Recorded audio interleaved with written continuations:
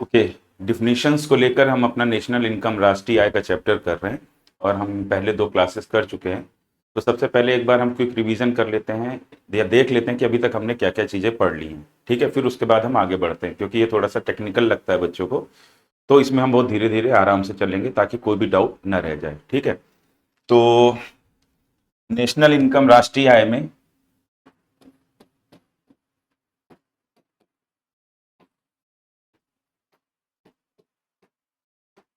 ठीक है, राष्ट्रीय आय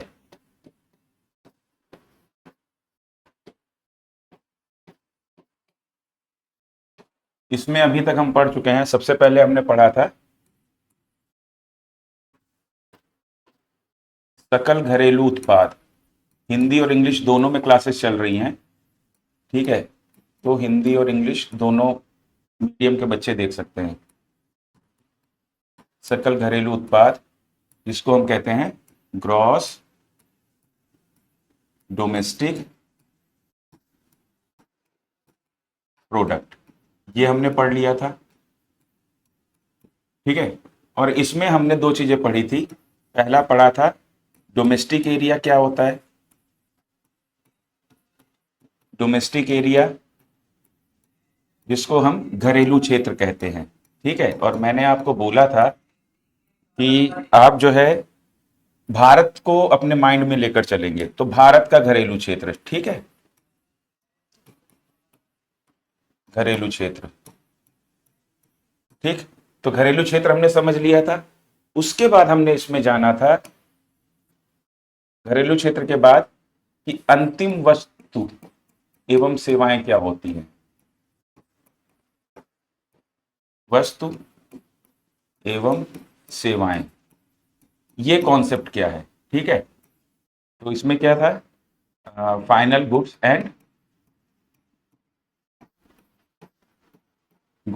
एंड सर्विसेज, ये क्या कॉन्सेप्ट है हमने ये भी समझ लिया था। ठीक है? हमने ये भी समझ लिया था और इसमें हमने 2 प्रकार की चीजें समझी थी। एक कंज्यूमर गुड्स होती हैं और दूसरी कैपिटल गुड्स होती हैं। कैपिटल का अर्थ मैंने आपको पहले ही बता दिया, ऐसी कोई भी वस्तु जो इनकम जनरेट करे, आय का सृजन करे, उसे हम पूंजीगत वस्तु कहेंगे। ठीक है? या उसे पूंजी कहेंगे। जैसे पूंजी में क्या है, हमारी मशीन्स है, इमारत है, हमारे उपकरण है, ये सारी चीजें पूंजी कहलाती है। ठीक है? अब उसके बाद फिर हमने अगली चीज क्या देखी थी। फिर हमने आगे, अच्छा हाँ, हमने सकल घरेलू उत्पाद में एक चीज हमने जो है ना जो ध्यान रखी थी, वो ध्यान ये रखा था कि इसमें इंपॉर्टेंट क्या है। इंपॉर्टेंट है कि उत्पादन या प्रोडक्शन हुआ कहां है। उत्पादन या प्रोडक्शन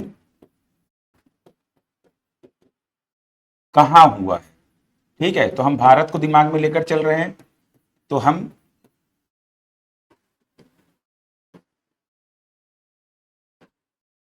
कहां हुआ है। ठीक है? कौन कर रहा है इससे मतलब नहीं। अगर भारत का घरेलू क्षेत्र है तो उसमें कोई विदेशी कंपनी या विदेशी व्यक्ति भी कोई उत्पादन कर रहा है वस्तु या सेवा का, तो उसका मौद्रिक मान भारत की जीडीपी में जुड़ेगा। ठीक है? तो ये चीज हमने याद रखने के लिए आप लोगों से कहा था। ठीक है? तो ये जैसे हमारा भारत है, ये जैसे मान लेते हैं,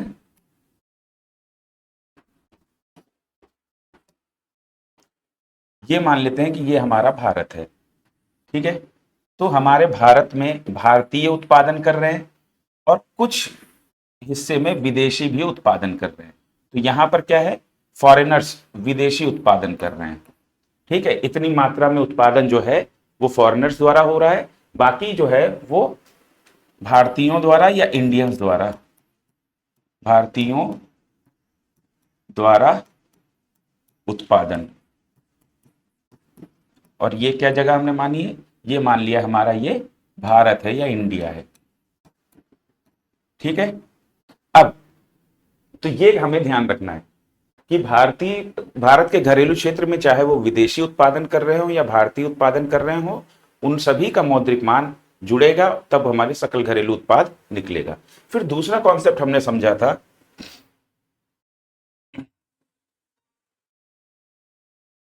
दूसरा कॉन्सेप्ट हमने क्या समझा था? सकल राष्ट्रीय उत्पाद। ठीक है, इंग्लिश में क्या कहेंगे? Gross national product. और इसमें जो हमें ध्यान रखना था, जो मैंने आप लोगों को बताया था, कि उत्पादन कर कौन रहा है। ठीक है, तो इसमें क्या आपको ध्यान रखना था?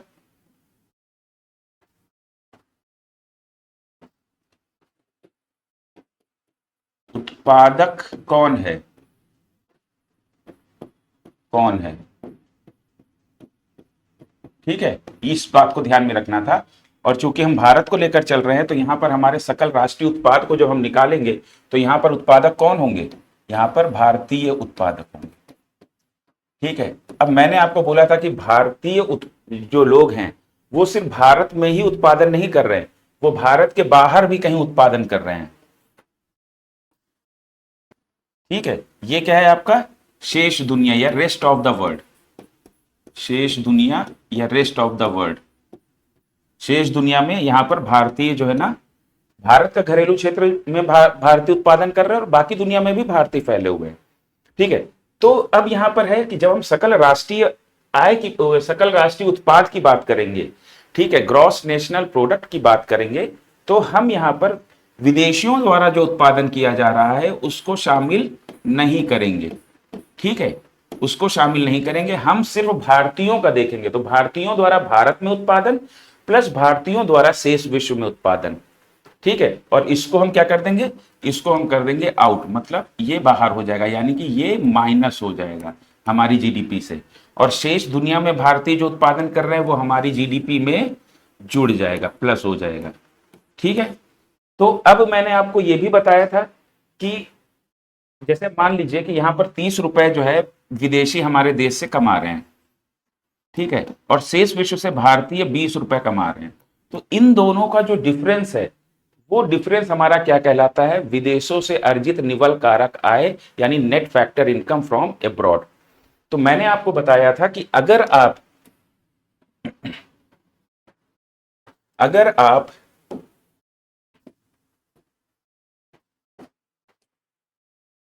जीडीपी यानी सकल घरेलू उत्पाद से सकल राष्ट्रीय उत्पाद निकालना चाहते हैं, तो आपको इसमें क्या जोड़ना पड़ेगा? आपको इसमें जोड़ना पड़ेगा net factor income from abroad, NFIA, यानी कि विदेशों से अर्जित निवल कारक आय। अब यहां पर जो NFIA है, अगर देखा जाए तो -30 रुपए जो विदेशी है उनको घटाएंगे हम जीडीपी से, और प्लस शेष दुनिया से जो भारतीय कमा रहे हैं उसको हम जोड़ेंगे। तो यहां पर हमारा मान क्या आ जाएगा? NFIA क्या आ जाएगा? -10 रुपए। तो ये जो -10 रुपए है, ये अगर हम जीडीपी में जोड़ेंगे तो हमारा जीएनपी आ जाएगा। ठीक है, अच्छा, जो मैंने भारतीयों द्वारा शेष विश्व से अर्जित आय को कम लिया है, इसका एक कारण है कि वास्तव में जो विदेशी हैं हमारे भारत से ज्यादा कमाई करके ले जाते हैं। ठीक है, हम जो भारतीय हैं विदेशों में इतना कमाई नहीं कर रहे हैं जितना विदेशी हमारे भारत में कर रहे हैं। ठीक है, तो ये ध्यान रखिएगा कि जीएनपी जो है ना, जीडीपी से हमेशा कम आता है। ठीक है, ऐसा जरूरी नहीं कि हमेशा फ्यूचर में भी हमेशा कम आता रहेगा। हो सकता है कि हमारी कंपनियां, हमारे लोग बाहर विदेशों में जाकर और बेहतर प्रदर्शन करें और हमारे जो है ना, हमारा जीडीपी से ज्यादा जीएनपी हो जाए। ठीक है, तो अब यहां पर क्या आप देखेंगे कि यहां पर जो है ना, अगर हम जीडीपी में इसको जोड़ेंगे, तो जीडीपी में यहां पर क्या जोड़ेंगे हम? NFIA। तो जीडीपी प्लस, और ये -10 रुपए जब आप इसमें जोड़ देंगे तो आपका क्या निकल के आ जाएगा? जीएनपी निकल कर आ जाएगा। फिर मैंने आपको एक बहुत इंपॉर्टेंट चीज बताई थी कि अगर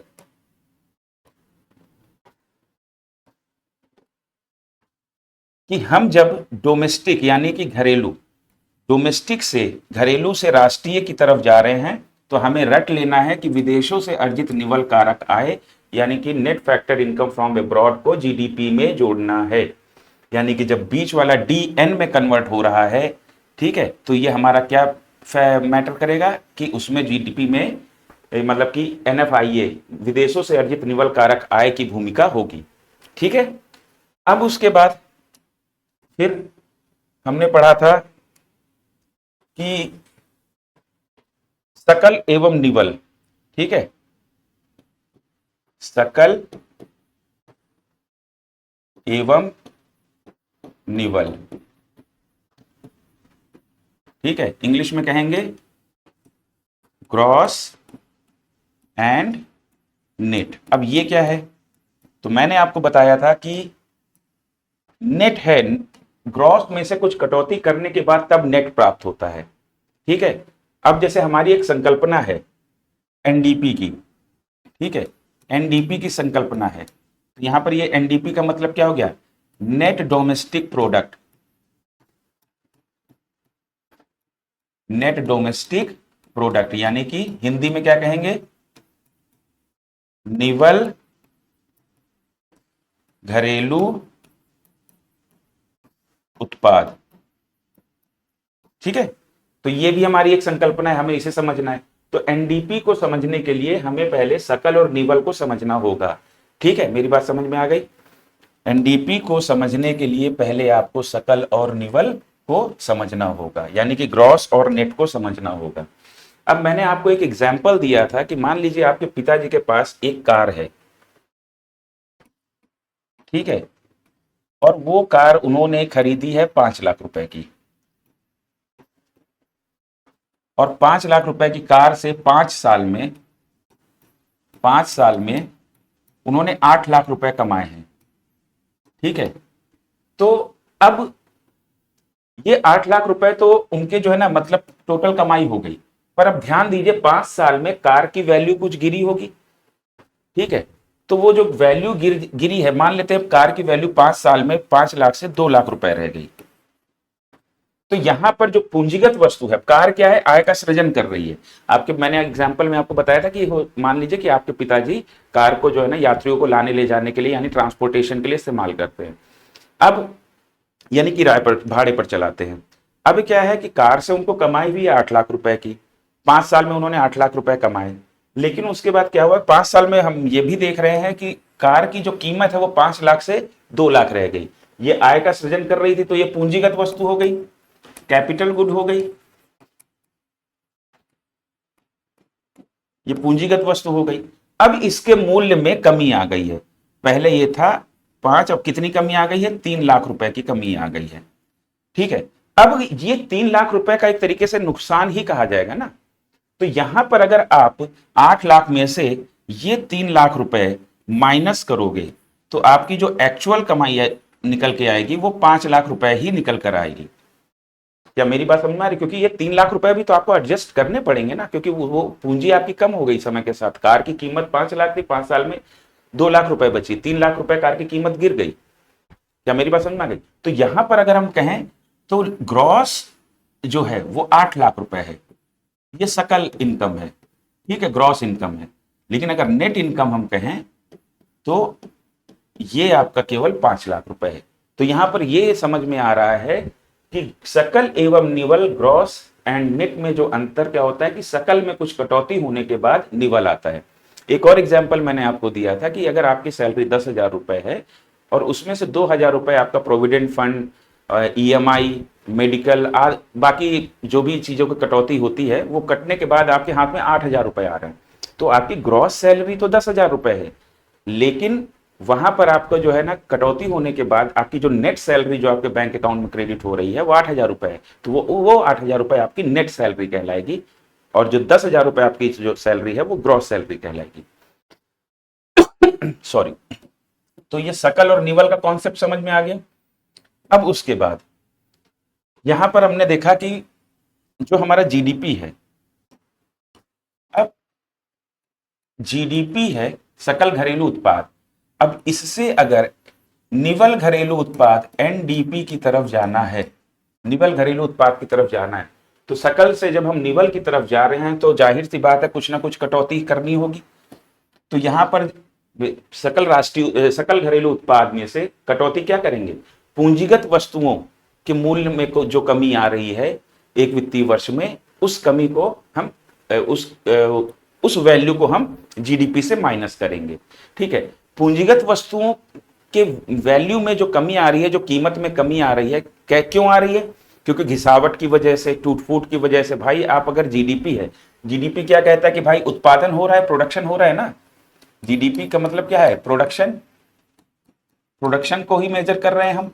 तो प्रोडक्शन हो रहा है तो प्रोडक्शन में पूंजीगत वस्तुएं काम में ली जाएंगी। पूंजीगत वस्तुएं जब काम में ली जाएंगी तो उन वस्तुओं में घिसावट भी होगी, टूट फूट भी होगी, यानी वियर एंड टियर भी होगा, एंड ऑब्सोलेसेंस भी होगा। ठीक है, तो ये सारी चीजें होने के बाद इसमें जो है ना उन पूंजीगत वस्तुओं के मूल्य में कमी आ जाएगी।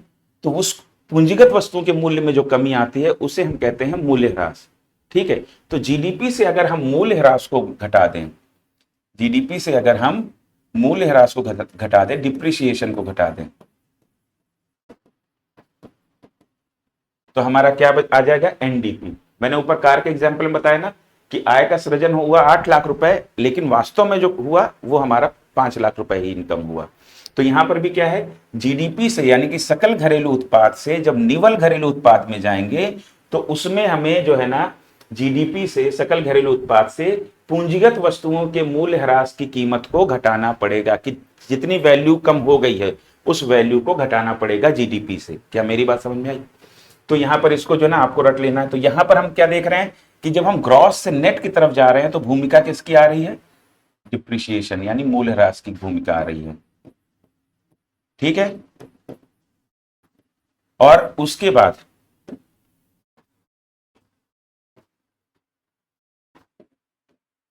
जब हम डोमेस्टिक से नेशनल की तरफ जा रहे हैं, जब हम डोमेस्टिक से नेशनल की तरफ जा रहे हैं, ठीक है, अब हम जब हम डोमेस्टिक से नेशनल की तरफ जाएंगे तो यहां पर क्या आ जाएगा, यहां भूमिका किसकी हो जाएगी, यहां भूमिका हो जाएगी नेट फैक्टर इनकम,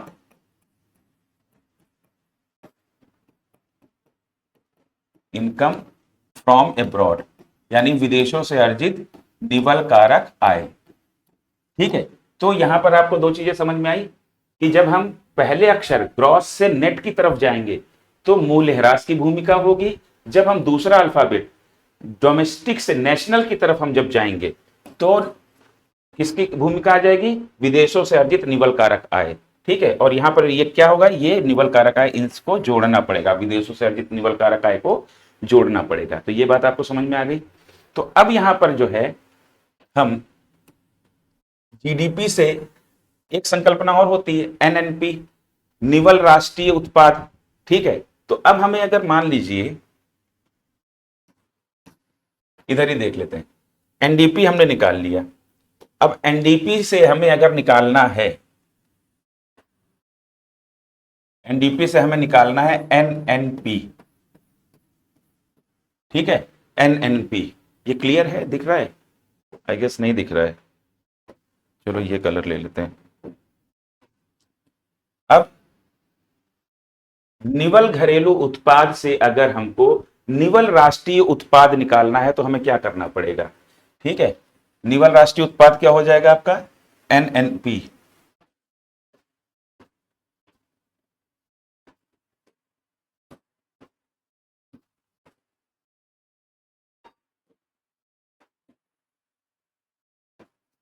एनएनपी निकालना है।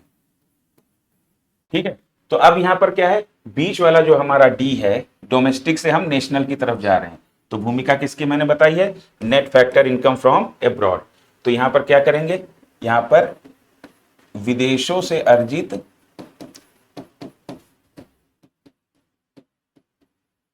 अर्जित निवल कारक आय को जोड़ देंगे। आय को क्या करेंगे, जोड़ देंगे, यानी कि एनएफआईओ को जोड़ देंगे तो हमारा क्या प्राप्त हो जाएगा, निवल राष्ट्रीय उत्पाद। ठीक है, ये बात समझ में आ गई। अब चलिए डिफिनीशंस देख लेते हैं। हमने जीडीपी और जीएनपी की डिफिनीशन तो देख ली, अब जो है ना, अब हम इनकी डिफिनीशन भी देख लेते हैं, किसकी, एनडीपी और एनएनपी की। ठीक है, तो पहली डिफिनीशन क्या है हमारी,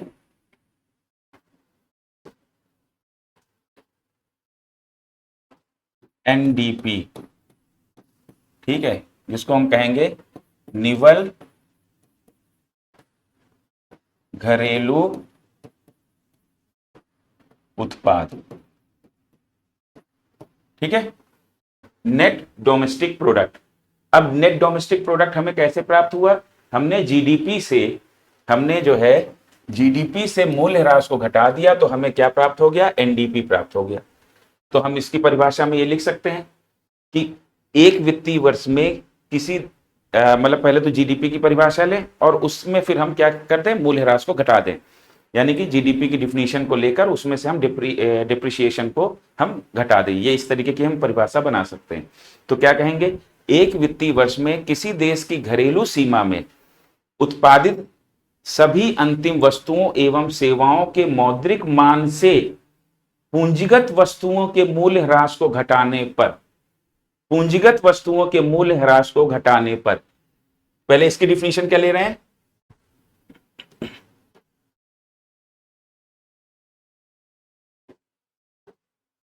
इसकी डिफिनीशन क्या ले रहे हैं? एक वित्तीय वर्ष में किसी देश की घरेलू सीमा में उत्पादित सभी अंतिम वस्तुओं एवं सेवाओं के मौद्रिक मान से मूल्य ह्रास को घटाने पर, ये देखिए घटाने पर, ये माइनस का चिन्ह है ना, मूल्य ह्रास को घटाने पर हमें क्या प्राप्त हो जाता है?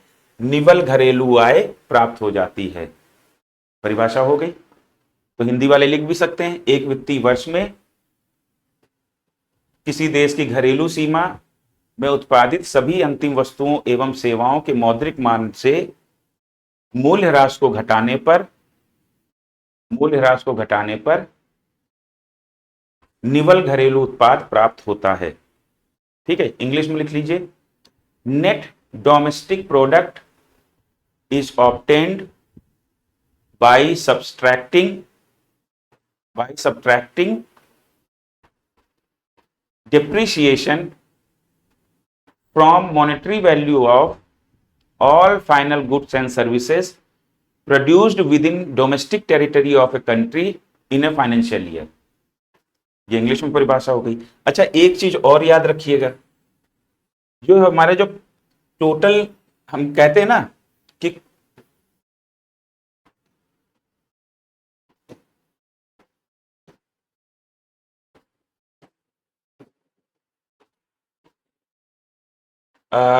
जो हमारा ये जो मौद्रिक मान होता है सभी अंतिम वस्तुओं सेवाओं का, ठीक है, मॉनेटरी वैल्यू जो होती है सभी अंतिम वस्तुओं और सेवाओं की, इसको किताबों में टोटल आउटपुट, कुल उत्पादन भी लिखा जाता है। ठीक है, इसको टोटल आउटपुट भी किताबों में लिख दिया जाता है। ठीक है, या क्वेश्चन में आपको टोटल आउटपुट दे दे या कुल उत्पादन दे दे कि कुल उत्पादन से मूल्य ह्रास को घटाने पर, अगर ऐसा कुछ दे तो इसका मतलब आप ये समझ जाइएगा कि जो हमारा कुल अंतिम वस्तु एवं सेवाएं हैं, मतलब all final goods and services है, उनकी बात की जा रही है। ठीक है, उनके मॉनेटरी वैल्यू की बात की जा रही है। टोटल आउटपुट यानी कि टोटल कुल उत्पादन। क्या मेरी बात समझ में आ गई? तो कहीं कहीं पर फिर से देख लीजिए, कुल अंतिम वस्तु एवं सेवाओं का मौद्रिक मान, ठीक है, इसको शॉर्ट में कहीं कहीं टोटल आउटपुट या कुल उत्पादन भी कहा लिख देते हैं किताबों में। कुल उत्पादन या टोटल आउटपुट भी किताबों में लिख देते हैं। तो इसको देखकर आप लोग कंफ्यूज मत होइएगा। ठीक है, तो ये चीज आपको याद हो गई। ठीक, अब हम लोग बात कर रहे थे एनडीपी की। एनडीपी की परिभाषा हमने देख ली।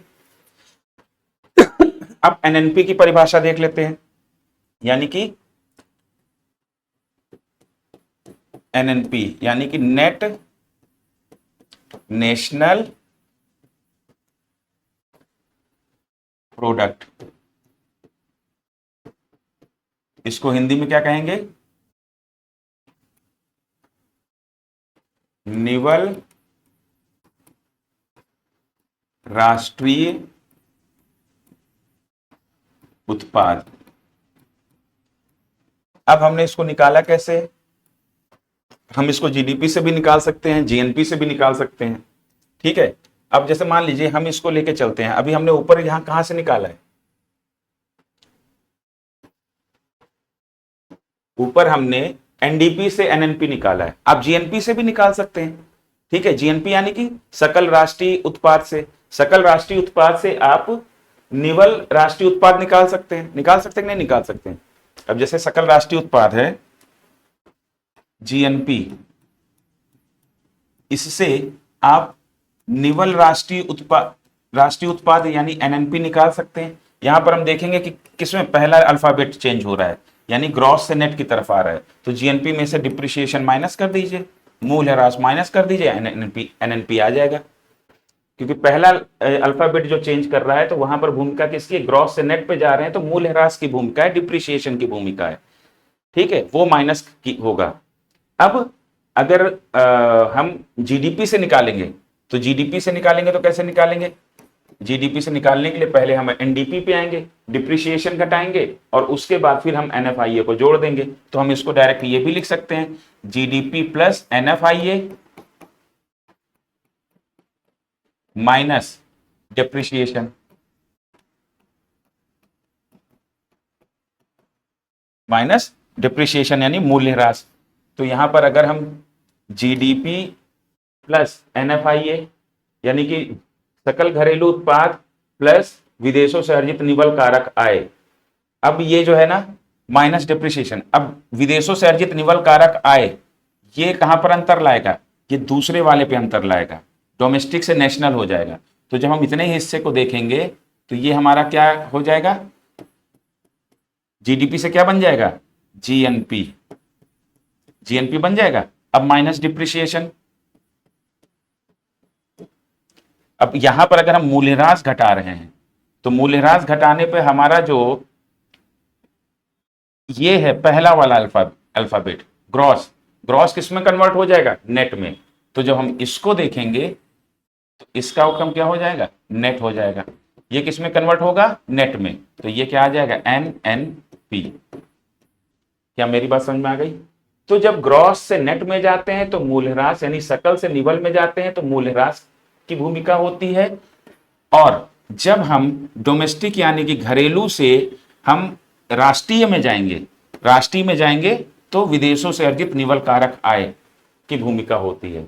विदेशों से अर्जित निवल कारक आय को जोड़ दिया जाएगा जीडीपी में और डिप्रिसिएशन को घटा दिया जाएगा, तो हमारा क्या आ जाएगा, एनएनपी आ जाएगा, यानी कि निवल राष्ट्रीय उत्पाद।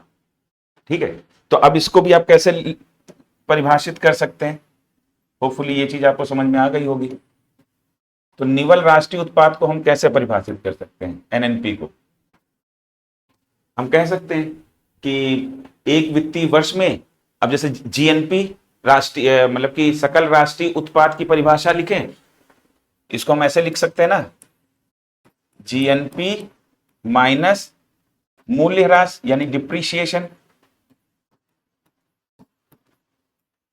सकल राष्ट्रीय उत्पाद से मूल्यह्रास को घटा देंगे। जब मूल्यह्रास यानी कि डिप्रिसिएशन आएगा तो हमारा ग्रॉस की जगह क्या हो जाएगा, ये आ जाएगा नेट। तो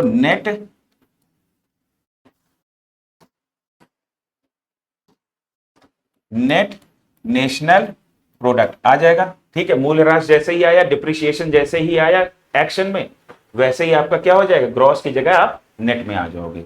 तो हम इसको क्या लिख सकते हैं कि एक वित्तीय वर्ष में, अब हम जीएनपी की डिफिनेशन लेंगे और उसमें से मूल्यह्रास को घटते हुए दिखा देंगे, यही हमारी एनएनपी की डिफिनेशन हो जाएगी। तो अब जीएनपी की डिफिनेशन लेते हैं और उसमें से मूल्यह्रास को घटाते हुए एक डिफिनेशन बना लेते हैं। तो एक वित्तीय वर्ष में देश के सामान्य निवासियों द्वारा, देखो यहां पर सकल राष्ट्रीय उत्पाद की बात हो रही है, और सकल राष्ट्रीय उत्पाद यानी कि ग्रॉस नेशनल प्रोडक्ट में देश के निवासियों द्वारा उत्पादन जो किया जा रहा है वो जोड़ा जाएगा, वो चाहे देश के अंदर किया जा रहा हो या देश के बाहर किया जा रहा हो। तो एक वित्तीय वर्ष में देश के निवासियों द्वारा उत्पादित सभी अंतिम वस्तुओं एवं सेवाओं के मौद्रिक मान में से मूल्यह्रास को घटाने पर हमें क्या मिल जाता है, निवल राष्ट्रीय उत्पाद या नेट नेशनल प्रोडक्ट मिल जाता है। क्या मेरी बात समझ में आ गई। ठीक है, या फिर दूसरी इंग्लिश में इसको कैसे लिखेंगे, तो नेट नेशनल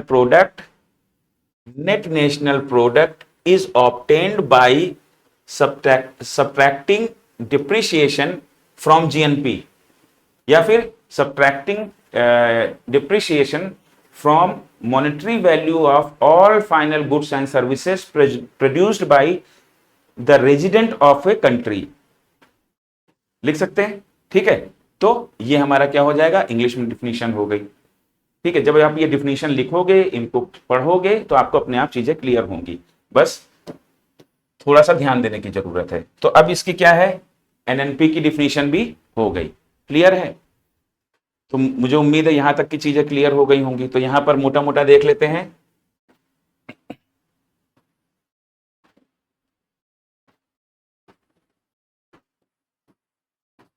ये जीडीपी है, ठीक है। अब इसमें से मान लेते हैं, हम पहला लेते हैं, पहला एक्शन कौन, विदेशों से अर्जित निवल कारक आय, net factor income from abroad. अगर इसको जोड़ दिया जाए तो ये जब आएगा एक्शन में, तो ये डोमेस्टिक यानी ये घरेलू से राष्ट्रीय हो जाएगा। तो ये जब अगर एक्शन में आएगा तो यहां पर क्या हो जाएगा, सेकंड अल्फाबेट जो हमारा डी है वो किस में कन्वर्ट हो जाएगा, एन में कन्वर्ट हो जाएगा। ठीक है, तो यहां पर हम इसको कैसे लिख सकते हैं, जीडीपी प्लस एनएफआईए बराबर जीएनपी, ये लिख सकते हैं। अच्छा ध्यान दीजिए, इसका उल्टा भी हो जाएगा। अगर मान लीजिए हम एनएफआईए को उस तरफ लेके जाएं तो ये प्लस का माइनस हो जाएगा, तो यहां पर क्या हो जाएगा, यहां पर हम इसको इस तरीके से भी लिख सकते हैं कि जीडीपी बराबर जीएनपी, जीडीपी यानी कि सकल घरेलू उत्पाद, ठीक है, बराबर सकल राष्ट्रीय उत्पाद, जीएनपी ग्रॉस नेशनल प्रोडक्ट, और इस एनएफआईए को उधर लिए जाएंगे तो ये माइनस एनएफआईए।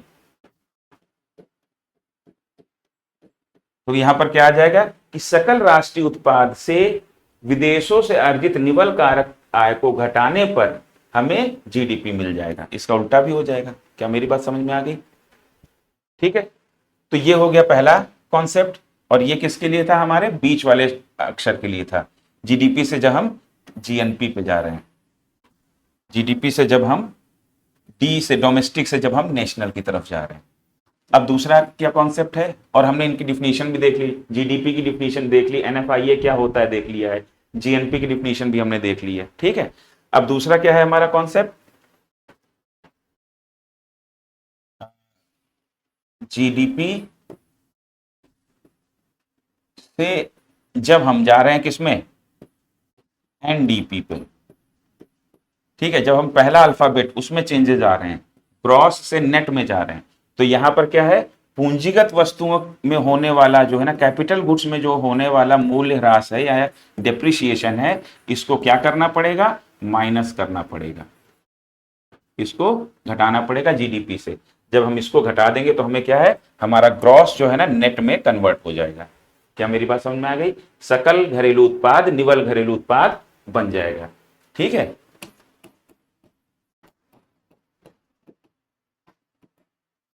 क्या मेरी बात समझ में आ गई? उसके बाद हमने जो है ना, हम इसको उल्टा भी करके देख सकते हैं कि भाई मैंने क्या बोला, जीडीपी माइनस डिप्रिसिएशन बराबर क्या हो जाएगा, एनडीपी, और उल्टा क्या हो जाएगा, जीडीपी बराबर यानी सकल घरेलू उत्पाद बराबर निवल घरेलू उत्पाद प्लस मूल्यह्रास डिप्रिसिएशन। इसको जोड़ दोगे तो आपको क्या मिल जाएगा, जीडीपी मिल जाएगा। क्लियर है? अब आगे बढ़ते हैं। तो हमने एनडीपी की डिफिनीशन भी देख ली है। अब एनडीपी से जब हम एनएनपी में जाते हैं तो वो भी हमने देख लिया है। इसमें एनडीपी से हम एनएनपी में जब जाएंगे, एनएनपी नेट नेशनल प्रोडक्ट पे जब हम जाएंगे, तो यहाँ पे डी की जगह, डी जो केवल जो है ना, एन तो अपनी जगह बना हुआ है, एन एन है, बीच वाला डोमेस्टिक से नेशनल में हो रहा है, तो भूमिका किसकी आ जाएगी, प्लस एनएफआईए। क्लियर? तो ये सारी चीजें होपफुली आपको समझ में अब आ गई होंगी। ठीक है, अब हमने इनकी डिफिनीशंस भी देख ली, एनएनपी की भी हमने डिफिनीशन देख ली है। अब हम अगली चीजों को देखते हैं अब साधन लागत और बाजार मूल्य क्या होता है, यानी कि फैक्टर कॉस्ट और मार्केट प्राइस क्या होता है। ये सब राष्ट्रीय आय की डिफिनीशंस हैं। अभी देखिए डीप में नहीं जाएंगे क्योंकि अभी हम सिर्फ डिफिनीशंस पे डिस्कशन कर रहे हैं। ठीक है, तो अब अगली चीज क्या है आपकी, अगली चीज, अगली हेडिंग आप डाल लीजिए।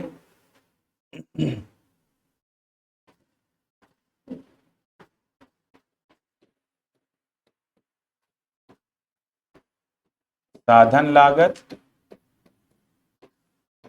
बाजार मूल्य।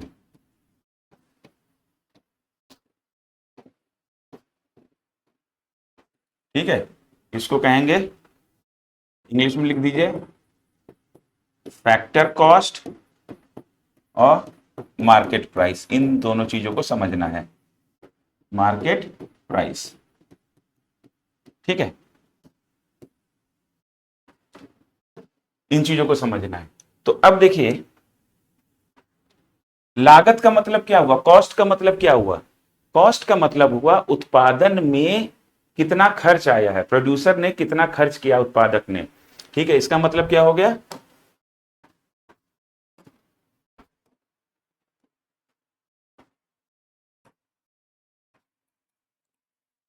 उत्पादन में खर्च। ठीक है, प्रोड्यूसर ने कितना खर्च किया है, एक्सपेंडिचर इन प्रोडक्शन। ठीक है, अब देखिए जो फैक्टर है, जब आप प्रोडक्शन कर रहे हैं तो प्रोडक्शन के लिए आपको कुछ इनपुट चाहिए, जिसको हिंदी में हम कहते हैं आगत। फैक्टर्स ऑफ प्रोडक्शन में पिछले लेक्चर्स में जब मैं बेसिक की क्लास ले रहा था तो मैंने पढ़ाया था, लेकिन चलिए एक बार मैं फिर से बता देता हूं। ठीक है, अब इसमें कौन से फैक्टर्स होते हैं,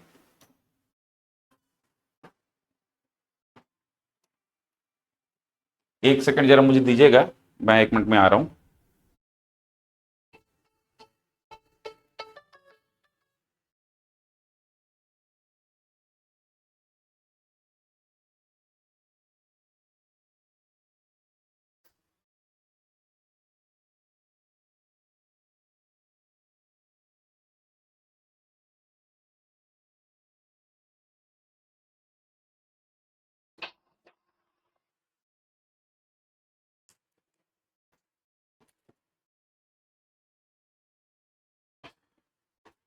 माफी चाहूंगा, एक फोन आ गया था, फोन आ रहा है, तो मैं जरा इसको बंद कर देता हूँ फोन को, या फिर मैं बता देता हूँ। हेलो, हाँ मैं क्लास ले रहा हूँ, बाद में बात करता हूँ, ठीक है। ठीक है, चलिए, एक्चुअली क्या है कि इंपॉर्टेंट कॉल भी आना है, तो मुझे लगा वो कॉल आया था। ठीक है, तो चलिए थोड़ा सा देर हो गया। ठीक है, अब देखिए क्या है, उत्पादन में खर्च। अब देखिए, उत्पादन अगर हो रहा है तो कुछ इनपुट भी होगा, और इनपुट का मतलब क्या होता है कि आगत, हिंदी में क्या कहते हैं उसे, आगत। उत्पादन करने के लिए आपको कुछ इनपुट्स की जरूरत पड़ती है, तो वो मेन इनपुट 4 होते हैं। ठीक है, कौन कौन से होते हैं, जिनको हम फैक्टर्स ऑफ प्रोडक्शन, उत्पादन के कारक या उत्पादन के साधन भी कहते हैं। ठीक है, तो वो कौन कौन से 4 इनपुट होते हैं,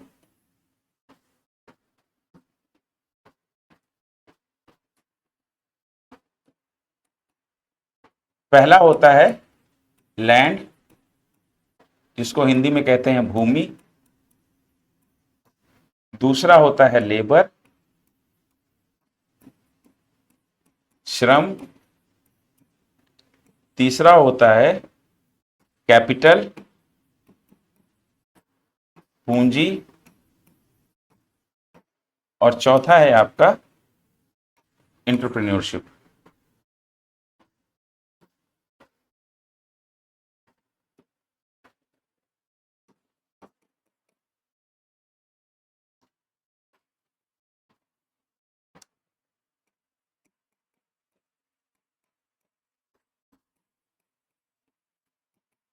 जिसको हम कहते हैं उद्यमिता।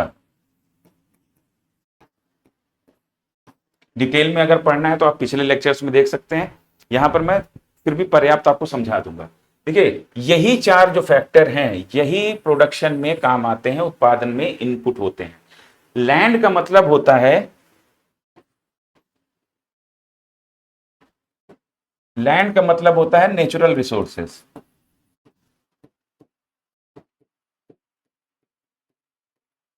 ठीक है, नेचुरल रिसोर्सेज यानी कि प्राकृतिक संसाधन। अब सबसे प्रमुख प्राकृतिक संसाधन भूमि है, तो इसलिए जो है ना, उसको जो है नाम जो दिया गया है, उसको इनपुट को वो दिया गया है भूमि। ठीक है, और यहां पर इसमें जो है ना, इन 4 को लेकर ही उत्पादक को खर्च करना पड़ता है। क्या मेरी बात समझ में आई? पहली बात तो ये ध्यान दीजिए, अगर कोई भी उत्पादन हो रहा है तो उत्पादन के लिए जो इनपुट होते हैं वो इनपुट यही चार चीजें होती हैं, लैंड, लेबर, कैपिटल, एंटरप्रेन्योरशिप। ठीक है, भूमि, श्रम, पूंजी और उद्यमिता, यही चार चीजें चाहिए किसी भी वस्तु का उत्पादन करने में, पांचवी कोई चीज है ही नहीं। ठीक है, यही चार चीजों की जरूरत होती है। इन्हीं के को लेकर प्रोड्यूसर को, उत्पादक को खर्च करना पड़ता है। ठीक है, अब जो लोग ये चीजें प्रोवाइड कर रहे हैं वो इनके अगेंस्ट में इनकम जनरेट करते हैं। तो आय के साधन भी यही चार ही हैं, बाकी कोई पांचवा साधन नहीं है इनकम जनरेट करने का। इनकम भी इन्हीं चार चीजों से ही जनरेट होती है। इनके जो लैंड, लेबर, कैपिटल, एंटरप्रेन्योरशिप, इनको जो प्रोवाइड कराते हैं, जो इनको उपलब्ध कराते हैं, वो इनकम जनरेट करते हैं। जैसे लेबर है, जो श्रम कर रहा है तो वो जो है ना मजदूरी पाएगा। कोई अगर अपनी भूमि दे रहा है तो वो किराया पाएगा। ठीक है, यहां पर क्या है कि कोई जैसे कोई मशीन बेच रहा है, या फिर जो है कोई मशीन बनाकर दे रहा है, या इक्विपमेंट बनाकर दे रहा है, कोई इंफ्रास्ट्रक्चर खड़ा करके दे रहा है, तो वो सब पूंजी में आएगा। ठीक है, और उद्यमिता, उद्यमिता एक विशेष गुण है, मानवीय गुण है, जिसके अगेंस्ट में आप जो है ना लाभ कमाते हैं। क्या मेरी बात समझ में आई? तो सबसे पहले तो आपको ये चीज रट लेना है कि उत्पादन के साधन यही चार होते हैं, इन्हीं चार चीजों की जरूरत होती है। ठीक है, बाकी पांचवी कोई चीज नहीं है। कैपिटल में ही आपको जो है ना एक्सपेंडिचर ऑन रॉ मटेरियल आ जाता है। ठीक है, तो आप बोलोगे सर रॉ मटेरियल, बिल्स, और उसके बाद जो है ना किसी बिल्डिंग में आप अगर दिमाग लगा के सोचो, इस पेन को मुझे बनाना है तो मुझे इसको बनाने के लिए एक भूमि चाहिए। ठीक है, नेचुरल रिसोर्स चाहिए, भूमि जहां पर मैं अपनी जो है ना फैक्ट्री लगाऊं। जब मैं वहां पर अपनी फैक्ट्री लगाऊंगा तो वो क्या बन जाएगा, मेरा इंफ्रास्ट्रक्चर, वहां पर कैपिटल इंफ्रास्ट्रक्चर हो जाएगा। फिर वहां पर मैं मशीनें लगाऊंगा। ठीक है, उस पर खर्च करूंगा, यानी इंफ्रा पे खर्च करूंगा, मशीन्स पे खर्च करूंगा। फिर उसके बाद क्या है, वहां पर जो बिजली है, टेलीफोन है, ये सारी चीज़ें सुविधाएं हैं, उन पर खर्च करूंगा। ठीक है, तो इस तरीके से मैं चीज़ों पर खर्च करके जो है ना अपनी एक पेन बनाने की फैक्ट्री डालूंगा, और उसके बाद वहां पर मजदूर आके काम करेंगे, और उसके बाद जो है मैं इन तीनों को मैनेज करूंगा अपने इस गुण से, उद्यमिता के गुण से। और मेरे जो मैनेज करने का ये जो गुण है, ये गुण ही मुझे जो है ना लाभ कमा के देगा। क्या मेरी बात समझ में आ गई? ठीक है, तो यही चार हैं जो उत्पादन में प्रयोग होते हैं, और यही इनकम जनरेट करते हैं। पांचवी कोई चीज नहीं है जो इनकम जनरेट करे। इनकम जनरेट बोलोगे कि सर अच्छा कोई अगर, जैसे आप किसी भी चीज को ले लो, मैं आपको पढ़ा रहा हूं तो मैं सेवा दे रहा हूं, सेवा दे रहा हूं, तो इससे अगर जैसे मैं अभी आपसे फीस नहीं ले रहा, लेकिन जैसे मान लीजिए कि कोई ऐड आता है या यूट्यूब से मुझे अर्निंग होती है। ठीक है, तो उससे क्या है, मान लीजिए हो रही मुझे अर्निंग, तो उससे क्या है, मेरे पढ़ाने सेवा देने के अगेंस्ट में मुझे कुछ तो मिल रहा है। अब उसके बाद कोई गाड़ी चला रहा है तो वो सेवा दे रहा है, कोई दुकानदार है वो सेवा दे रहा है, डॉक्टर है सेवा दे रहा है, कोई आदमी कहीं पर नौकरी कर रहा है तो जो है ना वो श्रम अपनी लेबर के तौर पे काम दे रहा है अपना। ठीक है, तो मजदूरी पा रहा है। तो कुल मिला के जो है ना यही चार फैक्टर हैं जिनके अगेंस्ट में, इनको फैक्टर्स ऑफ इनकम भी कह सकते हैं और फैक्टर्स ऑफ प्रोडक्शन भी कह सकते हैं। ठीक है, क्या मेरी बात समझ में आ गई? तो होपफुली ये चीज समझ में आ गया होगा। तो लैंड में क्या आ जाता है, नेचुरल रिसोर्सेज यानी प्राकृतिक संसाधन आ जाते हैं। ठीक,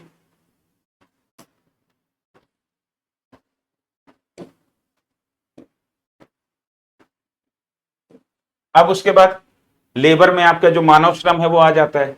पूंजी के तहत आपका क्या क्या चीजें आएंगी,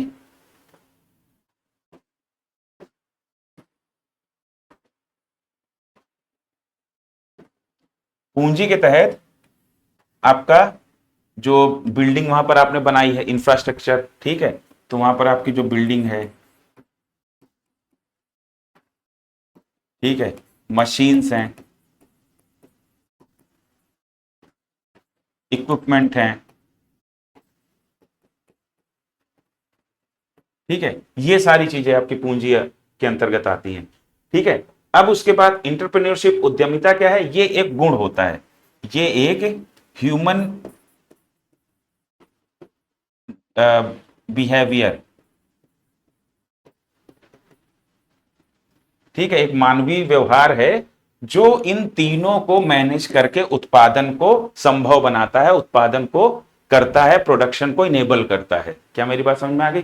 अब लैंड के अगेंस्ट में जो खर्च करना पड़ता है प्रोड्यूसर को, वो देख क्या करना पड़ता है, रेंट देना पड़ता है। फिर उसके बाद श्रम के अगेंस्ट में प्रोड्यूसर को, उत्पादक को क्या करना पड़ता है, मजदूरी देनी पड़ती है, यानी कि वेजेस। यहां पर किराया और मजदूरी। कैपिटल के अगेंस्ट में वो ब्याज के रूप में खर्च करता है। अब आप बोलोगे कि सर ब्याज के रूप में कैसे खर्च कर रहा है? देखिए, अगर उत्पादक इन सारे चीजों पे पैसा नहीं खर्च करता, बिल्डिंग पे, मशीन पे, तो वो क्या करता? तो वो पैसा जो उसके पास ही रह जाता और वो पैसा बैंक में जाता या वो किसी को ब्याज पे देता, तो वो उसको क्या है कि ब्याज मिलता वहां से। तो जो पैसा उसने यहां पर निवेश कर दिया है, जो पैसा उसने यहां पर निवेश कर दिया है इन चीजों में, उस पैसे को अगर वो निवेश ना करता तो उस पैसे के बदले वो ब्याज कमा रहा होता। क्या मेरी बात समझ में आ गई? इंटरेस्ट कमा रहा होता। तो जो संभावित कमाई हो सकती थी वो नहीं हुई, यानी कि वो एक तरीके से खर्च हो गया। तो यहां पर ब्याज के तौर पे भी आप खर्च कर रहे हो। उसके बाद यहां पर क्या है कि आप अपनी उद्यमिता के अगेंस्ट में आप जो है लाभ कमा रहे हो।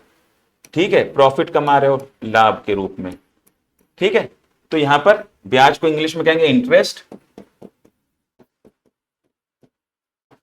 इंटरेस्ट के रूप में खर्च करेगा और यहां पर क्या है, प्रॉफिट यहां पर गेन करेगा।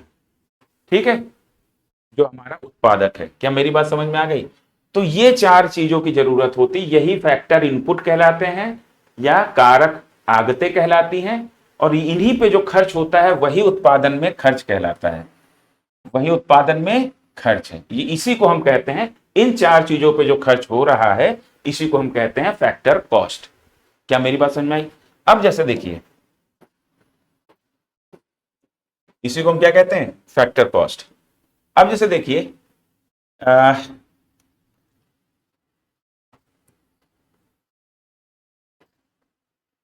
ये एक इलेक्ट्रिक कार है।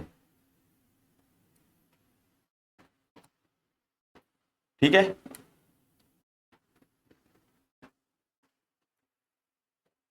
ये एक इलेक्ट्रिक कार है।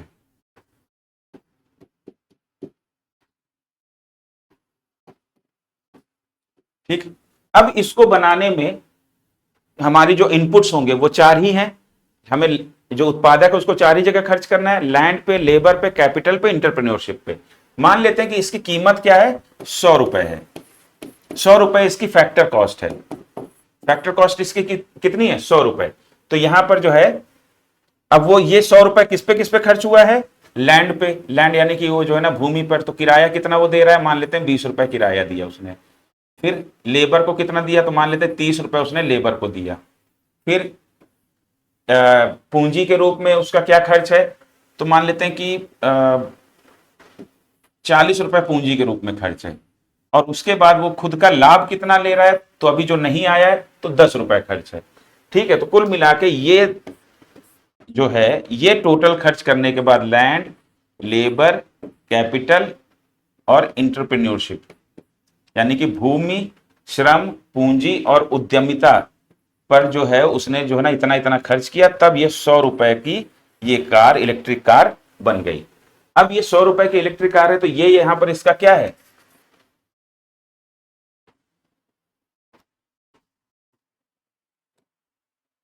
ये इसकी फैक्टर कॉस्ट हो गई, साधन लागत। क्योंकि ये साधनों पर जो खर्च हुआ है, और ये जो साधन कौन है, उत्पादन के जो चार साधन है। ठीक है, उत्पादन के चार साधनों पे खर्च हुआ है। अब ये तो फैक्टर कॉस्ट हो गई। अब इसके जो है ना, ये इसके बाहर यहां पर हमारा क्या है, यहां हमारा है बाजार, मार्केट। अब मार्केट में जब बिकने के लिए ये कार आएगी तो स्वाभाविक है कि सरकार इस पर क्या है, कुछ इनडायरेक्ट टैक्स लगाएगी। ठीक है, सरकार क्या लगाएगी इस पे, अप्रत्यक्ष कर, इनडायरेक्ट टैक्स लगाएगी। ठीक है,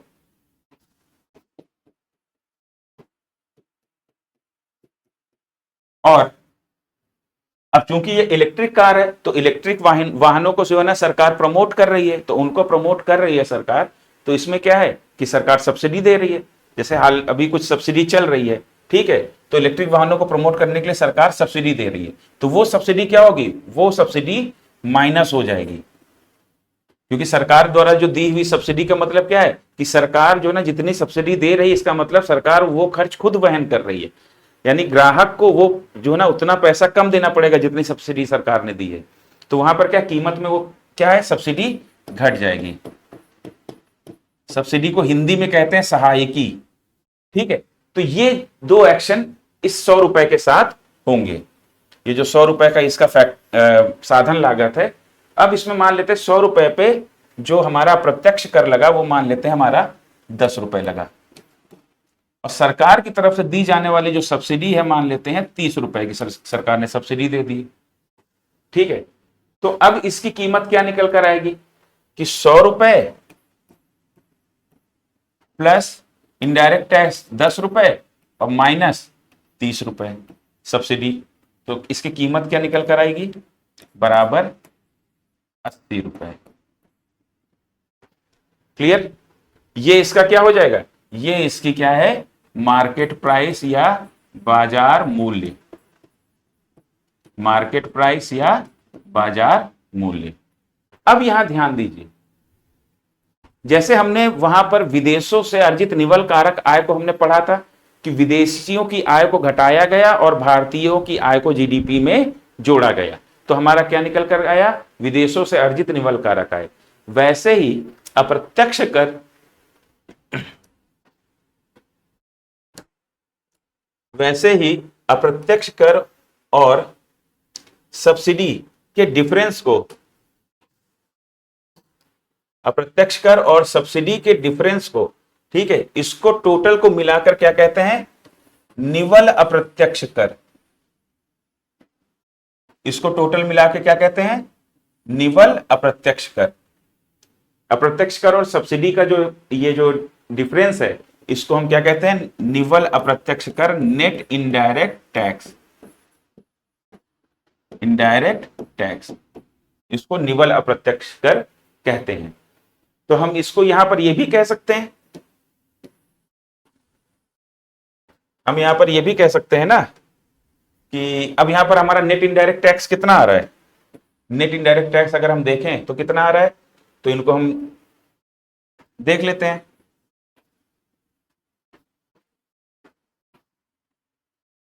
ओके, अब हमारा नेट इनडायरेक्ट टैक्स कितना आ रहा है देख लेते हैं। हमारा नेट इनडायरेक्ट टैक्स के कितना है, आपका जो है ना अप्रत्यक्ष कर कितना है, 10 रुपए, ये प्लस का है, और माइनस 30 रुपए, ये माइनस का है। ठीक है, तो ये बराबर कितना आ जाएगा, इनका डिफरेंस कितना आ जाएगा, माइनस 20 रुपए। तो माइनस 20 रुपए यहां पर निवल अप्रत्यक्ष कर है। ठीक है, अब हम इसको ऐसे भी कह सकते हैं कि ये जो है फैक्टर कॉस्ट में साधन लागत जो हमारी यहां पर 100 रुपए है, ये जो 100 रुपए साधन लागत है, इसमें हम अप्रत्यक्ष कर को जोड़ें और सब्सिडी को घटाएं, तो डायरेक्ट हम क्या करें कि इसमें हम साधन लागत में, फैक्टर कॉस्ट में, साधन लागत में, फैक्टर कॉस्ट में डायरेक्टली हम निवल अप्रत्यक्ष कर को जोड़ दें।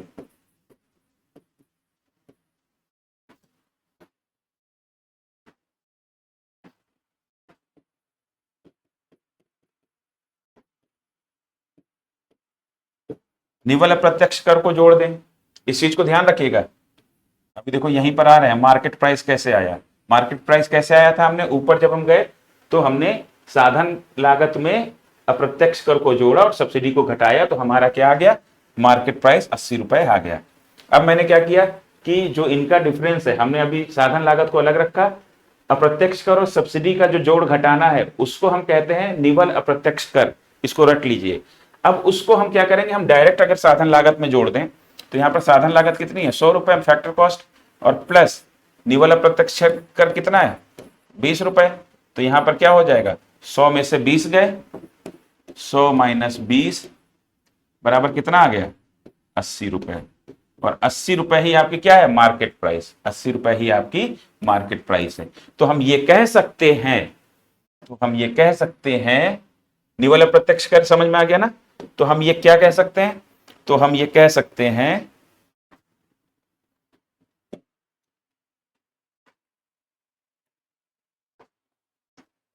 फैक्टर कॉस्ट या साधन लागत में निवल अप्रत्यक्ष कर नेट इनडायरेक्ट टैक्स को जोड़ने पर आपका क्या मिल जाता है? बाजार मूल्य यानी कि मार्केट प्राइस। बाजार मूल्य यानी कि मार्केट प्राइस। क्या मेरी बात समझ में आ गई?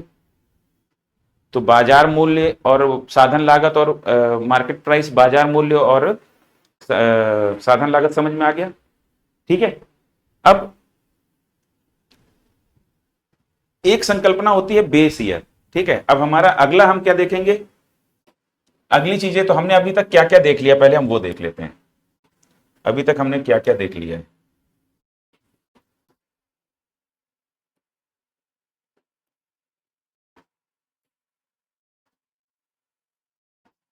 ठीक है।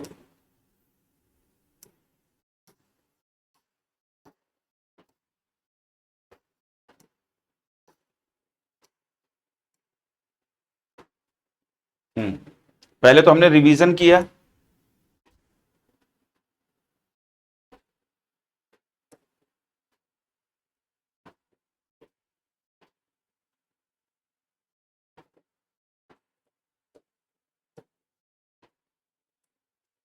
ओके। पहले तो हमने रिवीजन किया क्योंकि ये थोड़ा सा टेक्निकल है ना, तो इतना मतलब इतना डरने की जरूरत नहीं, इतना टेक्निकल भी नहीं है। ठीक है। लेकिन ये है, इसीलिए मैं आपको जो है ना बार इसको कई बार रिवाइज करवा रहा हूं।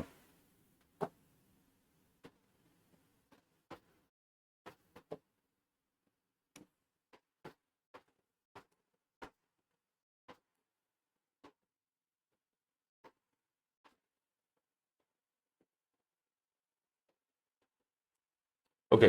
पहले हमने क्या देखा? हमने रिवाइज किया कि सकल घरेलू उत्पाद, ये हमने रिवाइज कर लिया। डोमेस्टिक एरिया हमने इसमें सकल घरेलू उत्पाद यानी ग्रॉस डोमेस्टिक प्रोडक्ट में, और अंतिम वस्तु और सेवाएं क्या होती ये हमने जान लिया था। हमने ये जाना था कि मध्यवर्ती जो वस्तुएं होती हैं उनका जो है उनका उपयोग किसमें किया जाता है? अंतिम वस्तु एवं सेवाओं को बनाने में। और जब वो अंतिम वस्तु और सेवाओं को बनाने में उनका उपयोग किया जाता है तो उन मध्यवर्ती वस्तुओं की कीमत ऑटोमेटिकली अंतिम वस्तुओं और सेवाओं में जुड़ी होती है। क्या मेरी बात समझ में आ गई? तो अब मध्यवर्ती वस्तुओं की जो वैल्यू है, इंटरमीडिएरी गुड्स की जो वैल्यू है, उनको हम जीडीपी में अगर जोड़ेंगे, फिर हम फाइनल गुड्स की वैल्यू भी जीडीपी में जोड़ देंगे तो दो बार काउंटिंग हो जाएगी, क्योंकि फाइनल गुड यानी कि अंतिम वस्तु में तो ऑलरेडी मध्यवर्ती वस्तु इंटरमीडिएरी गुड्स की वैल्यू जुड़ी हुई है। तो ये चीज हमने समझ ली थी। अब उसके बाद हमने ये चीज समझा था कि भाई प्रोडक्शन कहाँ हुआ है, इस चीज पे हमें ध्यान देना है सकल घरेलू उत्पाद में। फिर उसके बाद हमने देखा कि सकल राष्ट्रीय उत्पाद, ठीक है, सकल राष्ट्रीय उत्पाद के बारे में हमने जाना। सकल राष्ट्रीय उत्पाद में हमने बताया, हमें यह पता चला कि उत्पादक कौन है, इस पे ध्यान देना है। ठीक है। मैंने कल आपको बोला था ना कि राष्ट्रीय का मतलब थोड़ा राष्ट्रवाद वाला फील, एकदम मतलब रट्टा मारने के लिए कि हाँ राष्ट्रीय की बात हो रहा है तो अच्छा ठीक है सारे भारतीय इकट्ठा हो जाओ। तो कौन उत्पादक कर रहा है? सारे भारतीय। अब भारतीय सिर्फ भारत में थोड़ी ना उत्पादन कर रहे हैं, भारत के बाहर भी उत्पादन कर रहे हैं। क्या मेरी बात समझ में आ गई? तो जो भारत में भारतीय उत्पादन कर रहे हैं वो वैल्यू, और जो भारत की घरेलू सीमा के बाहर उत्पादन कर रहे हैं, उन दोनों वैल्यू को जोड़ देंगे तो राष्ट्रीय आय निकल आएगी, तो राष्ट्रीय उत्पाद निकल आएगा। ठीक है। तो ये हमने राष्ट्रीय उत्पाद भी हमने पढ़ लिया। फिर उसके बाद हमने जो है एनएफआईए भी पढ़ लिया कि विदेशियों की आय को, विदेशियों द्वारा भारत में अर्जित आय यानी कि income earned bye foreigners from India and income earn by Indians from rest of the world, इनका जो डिफरेंस है ये हमारा क्या कहलाता है? Net factor income from abroad. Hindi में हम इसको इस प्रकार से कहेंगे कि भारतीयों द्वारा शेष विश्व से जो धन अर्जित किया गया या जो आय की गई, और विदेशियों द्वारा भारत से जो आय की गई, इन दोनों का जो अंतर है वो हमारा कहलाता है विदेशों से अर्जित निवल कारक आय। सॉरी। तो ये चीज हमने देख ली। फिर उसके बाद हमने ग्रॉस, सकल एवं निवल को देखा, और सकल और निवल में हमने क्या समझा कि सकल का मतलब पूरा क्या कीमत है या क्या वैल्यू है, होल वैल्यू, और निवल पे जब हम आएंगे तो उसमें जरूर कुछ ना कुछ कटौती है। ठीक है। तो निवल में कटौती है। अब हम राष्ट्रीय आय में कटौती की बात कर रहे हैं, तो कौन सी चीजों की कटौती? पूंजीगत वस्तुओं के मूल्य में होने वाली कटौती, पूंजीगत वस्तुओं के वैल्यू में जो कमी आ जाती है, जो मूल्य में कमी आती है घिसावट की वजह से, उनके प्रयोग किए जाने की वजह से, ठीक है, या फिर टूट फूट कुछ हो जाती है, तो भाई पूंजीगत वस्तु है। अब आज आपने जो जो चीज 10 रुपए के लिए, वो जरूर वो जो ना आप कल उसको 10 रुपए की नहीं बेच पाओगे, उसके मूल्य में कमी आनी ही आनी है, ठीक है। तो सेकेंड हैंड कारें जैसे क्या है, थोड़ी कम कीमत में बिकती हैं। तो पूंजीगत वस्तुओं के मूल्य में होने वाली कमी को अगर हम सकल घरेलू उत्पाद से घटा दें, यानी कि जीडीपी से हम डिप्रिसिएशन को अगर हम हटा देंगे, तो जीडीपी की यानी कि सकल घरेलू उत्पाद के स्थान पर हमें निवल घरेलू उत्पाद मिल जाएगा। क्या मेरी बात समझ में आ गई? अब अगर हम इस निवल घरेलू उत्पाद से, ठीक है, यहां पर हम देखिए, तो हमें क्या मिल जाएगा? निवल घरेलू उत्पाद मिल जाएगा, निवल घरेलू उत्पाद मिल जाएगा। अब अगर इस निवल घरेलू उत्पाद से एनएफआईए, विदेशों से अर्जित निवल कारक आय को हम जोड़ दें, तो हमें क्या मिल जाएगा? अब जब हम एनडीपी में एनएफआईए जोड़ रहे हैं, तो हमारा इसका मतलब क्या है कि हमारा जो ये बीच वाला डोमेस्टिक किसमें कन्वर्ट हो जाएगा? नेशनल में, ठीक है। एनडीपी में हम जब विदेशों से अर्जित निवल कारक आय को जोड़ेंगे, तो हमारा जो घरेलू है वो राष्ट्रीय में कन्वर्ट हो जाएगा, बीच वाला जो अल्फाबेट है वो हमारा इसमें कन्वर्ट हो जाएगा, नेशनल में, ठीक है। तो हम एनडीपी से एनएनपी में भी आ जाएंगे। फिर उसके बाद हमने इनकी डिफिनीशंस पे भी चर्चा कर ली कि इनकी डिफिनीशंस क्या होंगी।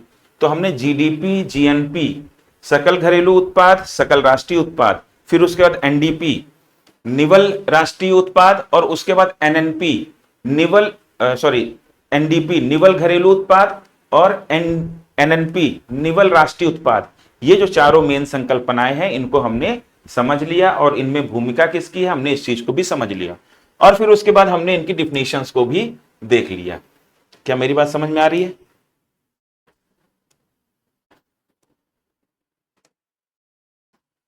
ठीक है। फिर उसके बाद हमने समझा कि साधन लागत और बाजार मूल्य क्या होता है। तो साधन लागत मतलब क्या है कि उत्पादक द्वारा किसी चीज को बनाने में खर्च, ठीक है। अब जैसे कहते नहीं है कि घर बनाने में बहुत लागत लग गई, बहुत ज्यादा लागत लग गई, तो लागत लग गई मतलब क्या है कि घर बनाने में आपने लैंड, लेबर, कैपिटल, इंटरप्रेन्योरशिप में इन 4 चीजों पे आपने खर्च किया। क्योंकि उत्पादन करने में, किसी भी वस्तु या सेवा का उत्पादन करने में यही 4 चीजें जरूरी हैं, यही 4 चीजों की जरूरत होती है, और 5वीं चीज कोई है ही नहीं। आप सोच के देख लीजिएगा। क्या मेरी बात समझ में आ गई? इन्हीं पर जो है ना उत्पादक खर्च करता है, उत्पादक, प्रोड्यूसर जो है इन्हीं 4 चीजों पर खर्च करता है। ये चीज है, तो यही हमारी क्या कहलाती है? यही खर्च जो हमारा उत्पादन के लिए है, यही हमारा क्या कहलाता है? लागत। अच्छा, एक चीज मैंने आपको और बताई जिसको आपको रखना है कि आय का सृजन, इनकम भी यही 4 जो हमारे इनपुट हैं, यही इनकम भी जनरेट करते हैं, और ये 5वां और कुछ है ही नहीं जो आपकी आय का सृजन या आय का साधन बन सके।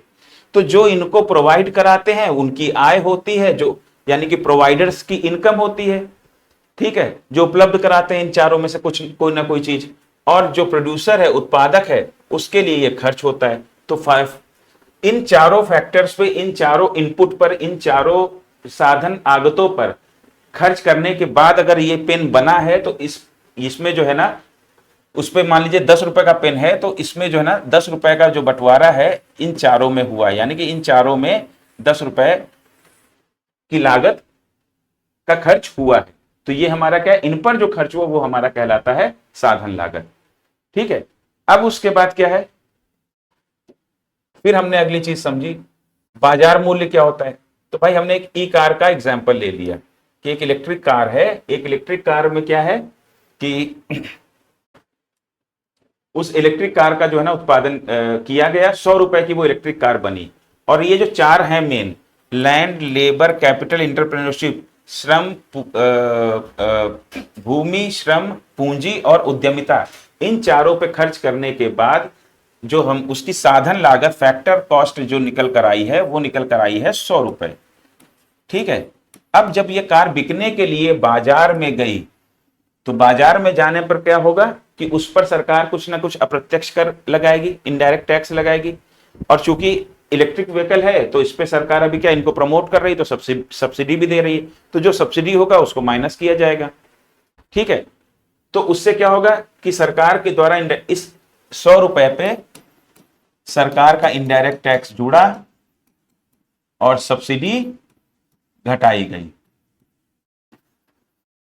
अब इन दोनों का जो डिफरेंस है वो कहलाता है निवल अप्रत्यक्ष कर, NIT, ठीक है, नेट इनडायरेक्ट टैक्स। अब इसी नेट इनडायरेक्ट टैक्स को इस फैक्टर कॉस्ट में जोड़ दें। हमने एग्जांपल ले लिया था कि भाई सरकार का टैक्स मान लीजिए 10 रुपए है, सब्सिडी सरकार ने 30 रुपए की दी है, तो यही चीज क्या है, NIT यहां पर क्या हो जाएगा, 10 रुपए जोड़ दिया माइनस 30 रुपए, तो NIT यहां पर माइनस 20 रुपए। इसी माइनस 20 रुपए को इसमें जो है ना फैक्टर कॉस्ट में जोड़ दिया गया, तो यहां पर आपकी इसकी कीमत कितनी निकल कर आई, 80 रुपए। यही आपका क्या है, बाजार मूल्य है। अगर मान लीजिए सब्सिडी नहीं है तो नेट इनडायरेक्ट टैक्स में केवल इनडायरेक्ट टैक्स ही काउंट होगा, क्योंकि कई ज्यादातर वस्तुओं में तो सब्सिडी होती नहीं है, कि कुछ वस्तुओं को प्रमोट करने के लिए सरकार सब्सिडी देती है, तो वहां पर नेट इनडायरेक्ट टैक्स की गणना करते समय सब्सिडी को घटा देंगे। अगर सरकार ने सब्सिडी नहीं दे रखी है तो नेट इनडायरेक्ट टैक्स के अंतर्गत केवल जो आपका इनडायरेक्ट टैक्स ही आएगा। तो वही जो है ना, उस तरीके से आप क्या है, आप जो है ना फैक्टर कॉस्ट में साधन लागत में NIT को जोड़ेंगे, साधन लागत में आप जो है ना निवल अप्रत्यक्ष कर NIT नेट इनडायरेक्ट टैक्स को जोड़ेंगे तो आपको बाजार मूल्य मिल जाएगा। इसका ठीक उल्टा कर देंगे कि अगर जो है ना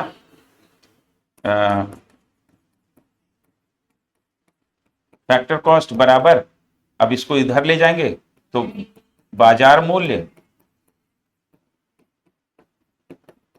और माइनस निवल अप्रत्यक्ष कर, ठीक है, नेट इनडायरेक्ट टैक्स, तो बराबर को उधर जाएगा। तो आप ये भी कह सकते हो कि बाजार मूल्य से निवल अप्रत्यक्ष कर घटाने पर आपको साधन लागत मिल जाएगी।